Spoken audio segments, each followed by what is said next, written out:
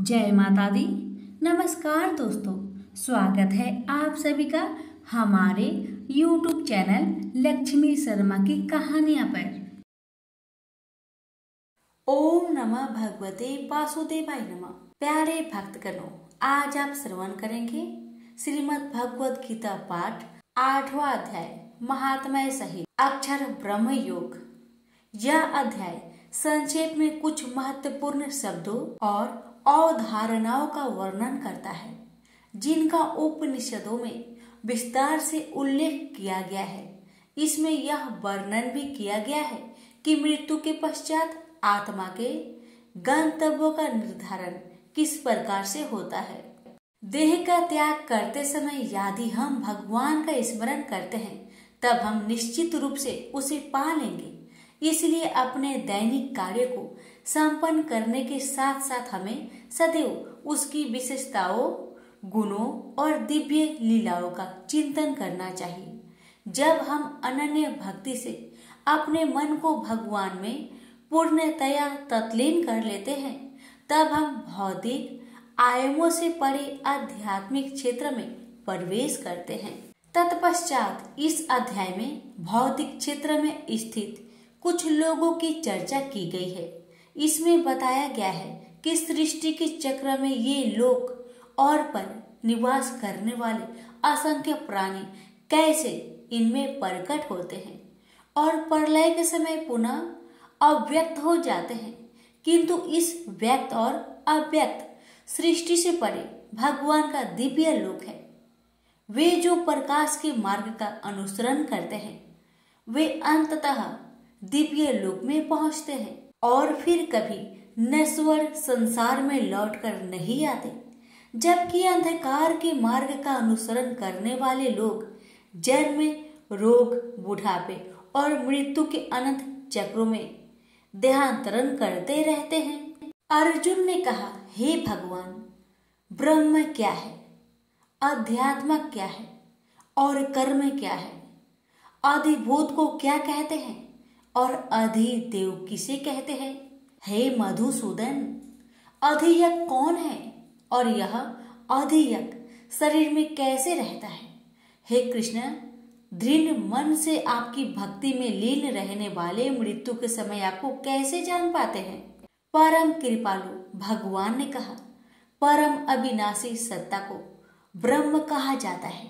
किसी मनुष्य की अपनी आत्मा को अध्यात्म कहा जाता है। प्राणियों के दैहिक व्यक्तित्व से संबोधित कर्म और उनकी विकास प्रक्रिया को कर्म या सकाम कर्म कहा जाता है। हे देवधारियों में श्रेष्ठ, भौतिक अभिव्यक्ति जो निरंतर परिवर्तित होती रहती है, उसे अधिभूत कहते हैं।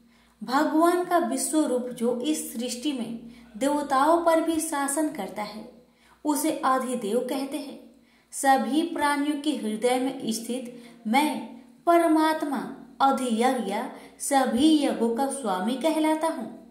वे जो शरीर त्यागते समय मेरा स्मरण करते हैं, वे मेरे पास आएंगे। इस संबंध में निश्चित रूप से कोई संदेह नहीं है। हे कुंती पुत्र, मृत्यु के समय शरीर छोड़ते हुए मनुष्य जिसका स्मरण करता है, वह उसी गति को प्राप्त होता है, क्योंकि वह सदैव ऐसे चिंतन में लीन रहता है। इसलिए सदा मेरा स्मरण करो और युद्ध लड़ने के अपने कर्तव्य का भी पालन करो। अपना मन और बुद्धि मुझे समर्पित करो, तब तुम निश्चित रूप से मुझे पा लोगे। इसमें कोई संदेह नहीं है। हे पार्थ, अभ्यास के साथ जब तुम अविचलित भाव से मन को मुझ पुरुषोत्तम भगवान के स्मरण में लीन करते हो, तब तुम निश्चित रूप से मुझे पा लोगे।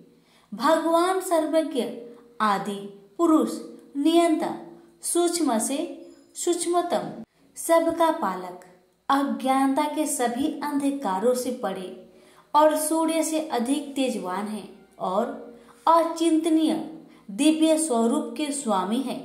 मृत्यु के समय जो मनुष्य योग के अभ्यास द्वारा स्थिर मन के साथ अपने प्राणों को भोग के मध्यम स्थिर कर लेता है और दृढ़ता पूर्वक पूर्ण भक्ति से दिव्य भगवान का स्मरण करता है वह निश्चित रूप से उसे पा लेता है।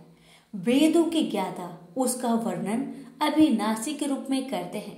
महान तपस्वी ब्रह्मचार्य व्रत का पालन करते हैं और उसमें स्थित होने के लिए सांसारिक सुखों का त्याग करते हैं। मैं तुम्हें इस मुक्ति के मार्ग के संबंध में संक्षेप में बताऊंगा। शरीर के समस्त द्वारों को बंद कर मन को हृदय स्थल पर स्थिर करते हुए और प्राण वायु को सिर पर केंद्रित करते हुए मनुष्य को दृढ़ योगिक चिंतन में स्थित हो जाना चाहिए। जो देह त्यागते समय मेरा स्मरण करता है और पवित्र अक्षर ओम का उच्चारण करता है वह परम गति को प्राप्त करेगा। हे पार्थ, जो योगी अनन्य भक्ति भाव से सदैव मेरा चिंतन करते हैं उनके लिए मैं सरलता से सुलभ रहता हूँ, क्योंकि वे निरंतर मेरी भक्ति में तत्लीन रहते हैं। मुझे प्राप्त कर महान आत्माएं फिर कभी इस संसार में पुनः जन्म नहीं लेती, जो अनित्य और दुखों से भरा है, क्योंकि वे पूर्ण सिद्धि प्राप्त कर चुकी होती हैं। हे अर्जुन, इस भौतिक सृष्टि के सभी लोकों में ब्रह्मा के उच्च लोक तक तुम्हें पूर्ण जन्म प्राप्त होगा। हे कुंती पुत्र, परंतु मेरा धाम प्राप्त करने पर फिर आगे पूर्ण जन्म नहीं होता। 1000 चक्र के 4 युग महायुग का ब्रह्म का कल्प एक दिन होता है और इसकी अवधि की उसकी एक रात्रि होती है। इसे वही बुद्धिमान समझ सकते हैं जो दिन और रात्रि की वास्तविकता को जानते हैं। ब्रह्मा के दिन के शुभ आरंभ पर सभी जीव अव्यक्त अवस्था से व्यक्त होते हैं और रात्रि होने पर पुनः सभी जीव अव्यक्त अवस्था में लीन हो जाते हैं। ब्रह्मा के दिन के आगमन के साथ असंख्य जीव पुनः जन्म लेते हैं और ब्रह्मांडीय रात्रि के आने पर अगले ब्रह्मांडीय दिवस के आगमन पर स्वतः पुनः प्रकट होने के लिए विलीन हो जाते हैं। व्यक्त और अव्यक्त सृष्टि से परे अन्य अव्यक्त स्वास्थ्य आयाम है। जब सब कुछ विनष्ट हो जाता है किंतु उसकी सत्ता का विनाश नहीं होता। यह अव्यक्त आयाम परम गंतव्य है और इस पर पहुंचकर फिर कोई नश्वर संसार में लौट कर नहीं आता। यह मेरा परम धाम है। परमेश्वर का दिव्य व्यक्तित्व सभी सत्ताओं से परे है। यद्यपि यह सर्वव्यापक है और सभी प्राणी उसके भीतर रहते हैं, तथापि उसे केवल भक्ति द्वारा ही जाना जा सकता है। हे भारत श्रेष्ठ, अब मैं तुम्हें इस संसार से दूर विभिन्न भागों के संबंध में बताऊंगा।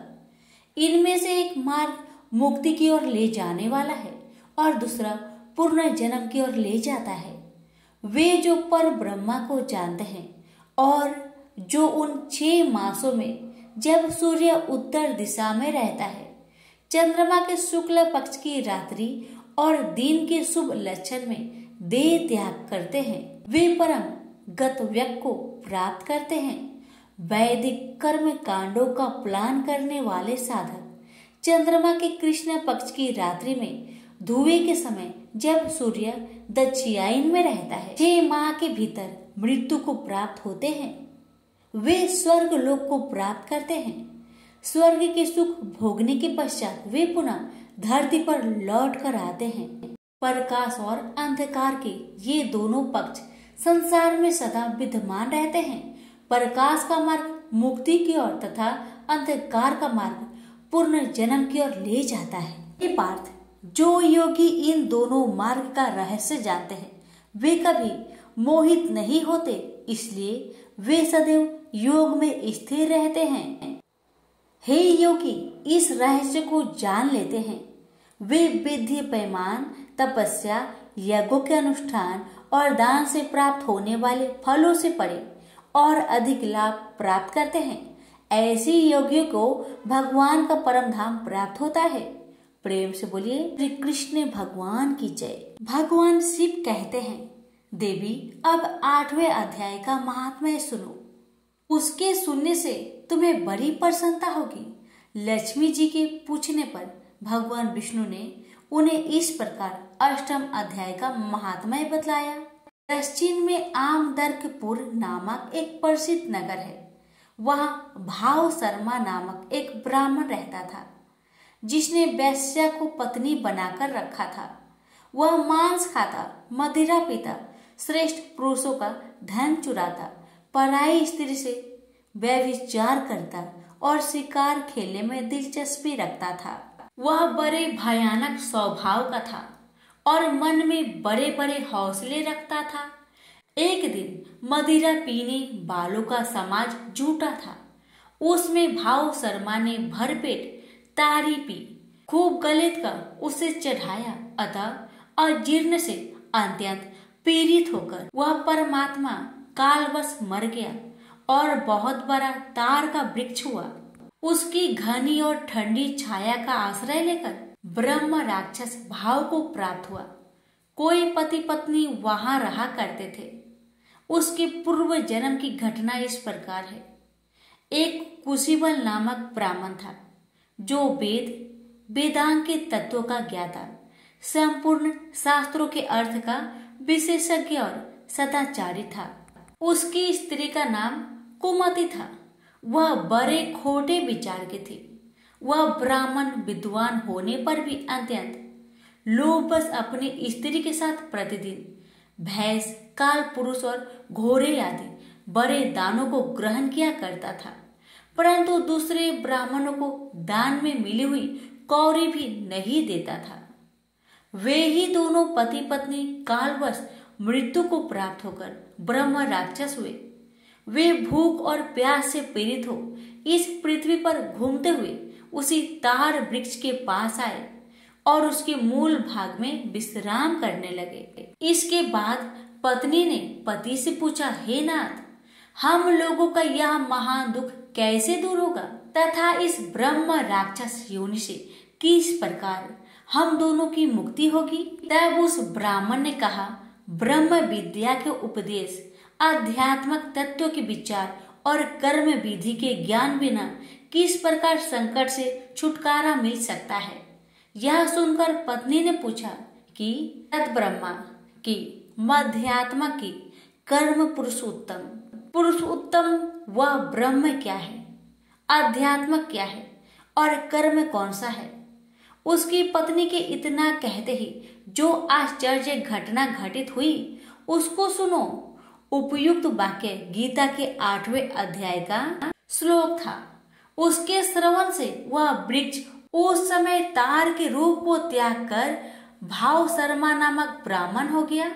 तत्काल ज्ञान होने से विशुद्ध चित होकर वह पाप के चोले से मुक्त हो गया तथा उस आधे श्लोक के ही महात्म्य से वे पति पत्नी भी मुक्त हो गए। उनके मुख से देवाथी 8वें अध्याय का आधा श्लोक निकल पड़ा था। तदंतर आकाश से एक दिव्य विमान आया और वे दोनों पति पत्नी उस विमान पर आरूढ़ होकर स्वर्ग लोक को चले गए। वहां का यह सारा वृत्तांत अत्यंत आश्चर्यजनक था। उसके बाद उस बुद्धिमान ब्राह्मण भाव शर्मा ने आदर पूर्वक उस आधे श्लोक को लिखा और देव जनार्दन की आराधना करने की इच्छा से वह मुक्तिदायिनी काशीपुरी में चला गया। वहां उस उद्धार बुद्धि वाले ब्राह्मण ने भारी तपस्या आरंभ की। उसी समय क्षीर सागर की कन्या भगवती लक्ष्मी ने हाथ जोड़कर देवताओं के भी देवता जगतपति जनार्दन से पूछा, नाथ, आप सहसा नींद त्याग कर खड़े क्यों हो गए? श्री भगवान बोले, देवी, काशीपुर में भी भागीरथी के तट पर बुद्धिमान ब्राह्मण भाव शर्मा मेरी भक्ति रस से परिपूर्ण होकर अत्यंत कठोर तपस्या कर रहा है। वह अपनी इंद्रियों को बस में करके गीता के 8वें अध्याय के आधे श्लोक का जप करता है। मैं उसकी तपस्या से बहुत संतुष्ट हूँ। बहुत देर से उसकी तपस्या के अनुरूप फल का विचार कर रहा था। प्रिय, इस समय वह फल देने को मैं उत्कंठित हूँ। पार्वती जी ने पूछा, भगवान श्री हरि सदा प्रसन्न होने पर भी जिनके लिए चिंतित हो उठे थे उस भगवत भाव शर्मा ने कौन सा फल प्राप्त किया है? श्री महादेव जी बोले, देवी द्विज श्रेष्ठ भाव शर्मा प्रसन्न हुए। भगवान विष्णु के पार्षद को पाकर अत्यधिक सुख को प्राप्त हुआ तथा उसके अन्य वंशज भी जो नरक यातना में पड़े थे उसी के शुद्ध कर्म से भागवत धाम को प्राप्त हुई। पार्वती, यह 8वें अध्याय का महात्म्य थोड़े में ही तुम्हें बताया है, इस पर सदा विचार करते रहना चाहिए। प्रेम से बोलिए उमापति शंकर भगवान की जय, लक्ष्मी नारायण की जय।